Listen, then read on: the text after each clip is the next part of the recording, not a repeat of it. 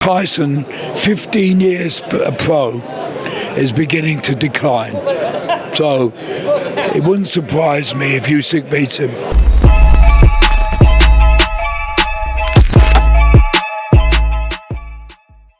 This is Jonathan Nagy of Fifth Pro Boxing Fans, joined by Colin Hart. Colin, it's the first time I've seen you this year. How are you, and how was your Christmas and New Year? Well, whenever anybody asks me that at my age, my answer is I'm still here.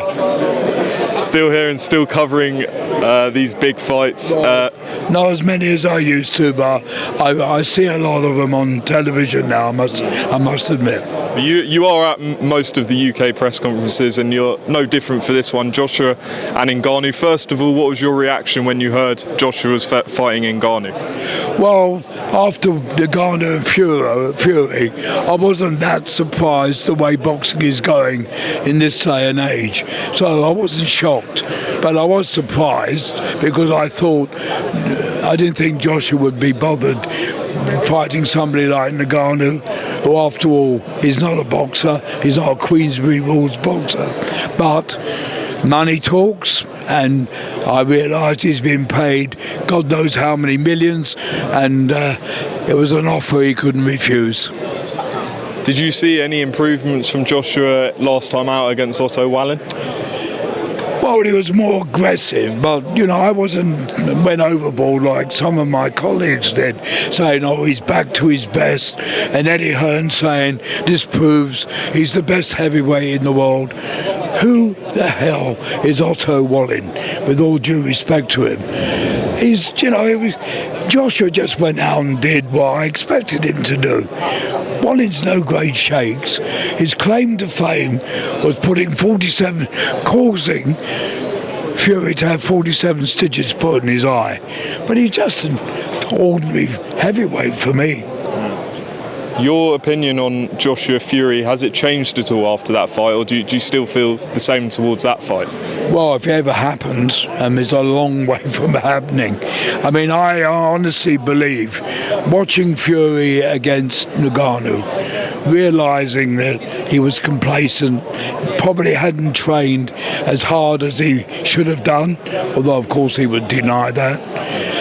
He got complacent, and also I believe Tyson, 15 years pro, is beginning to decline.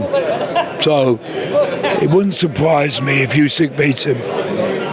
Just talking about this fight for the moment, Joshua and Ngannou, how do you think this one's going to play out? A lot of people look at the Fury and Ngannou fight and give Ngannou a real shot, but what's your thoughts? Well, you've got to give him a one-puncher's chance. Joshua's already had his wake-up call by watching what he did to Fury. Whoever thought in a million years that Fury would end up on the canvas having been hit by Ngannou? So Joshua knows if he's careless or complacent and he gets caught early on, he could get knocked out. He knows that. So he will be careful, and I'm sure he will probably stop Ngannou probably after 3 or 4 rounds, or should I say he should do. If he doesn't and the disaster happens and he does get knocked out, what happens to Joshua?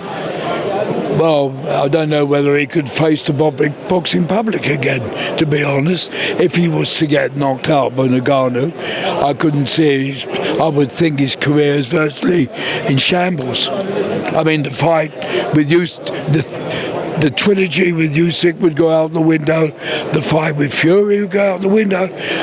Look what's happened to Wilder since he lost to, Joe. He's right at the back of the queue. I was going to ask you about that because that was shocked to a lot of people, Joseph Parker beating Deontay Wilder. Were you shocked, or did you see that coming? I wouldn't say I'm shocked because Joe Parker's been around the block a couple of times, a good boxer. I was surprised at Wilder, how bad he was. He looked like he didn't want to be there. And when you reflect on Wilder's career, really and truly, as a boxer he was extremely crude, but he has this tremendous power in the right hand, which has always got him out of trouble. except Fury. Although he put Fury on the floor 4 times, it shows you how dangerous he is. But apart from the one punch, he's no great shakes.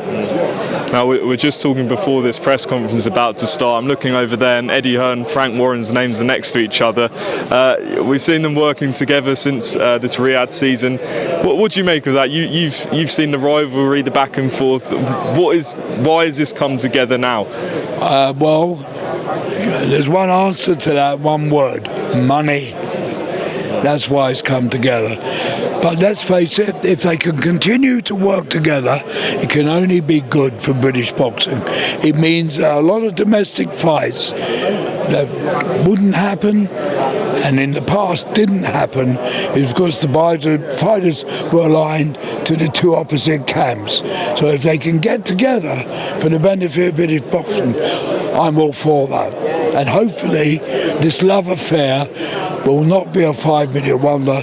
It will last, and we will benefit from it as writers, as fans, and as fighters. And obviously you would have covered Lennox, Lewis, Evander, Holyfield all those years ago for the Undisputed.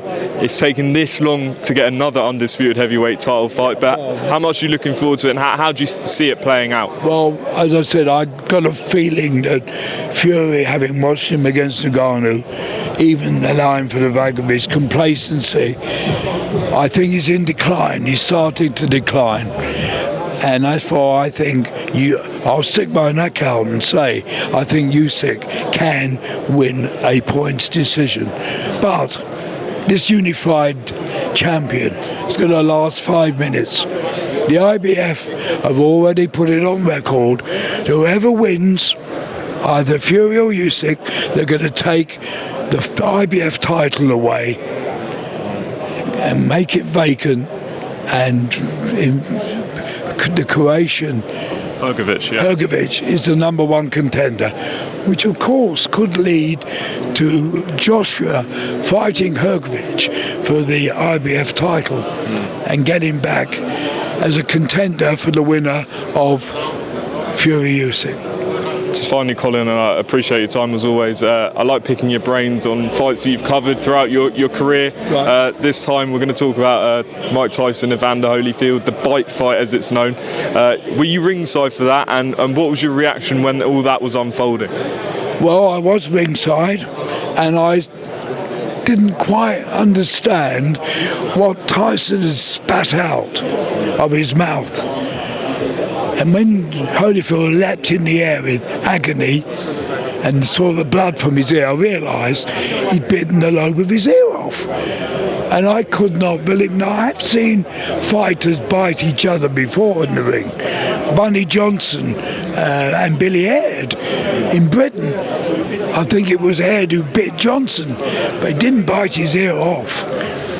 And so it was a momentary disbelief and shock. And then, of course, we know what happened. There was nearly a riot in the arena, and he got disqualified because he did it again. And I was also at the hearing months afterwards when Tyson was fined $3 million and banned for a year. I did write in my piece immediately after that.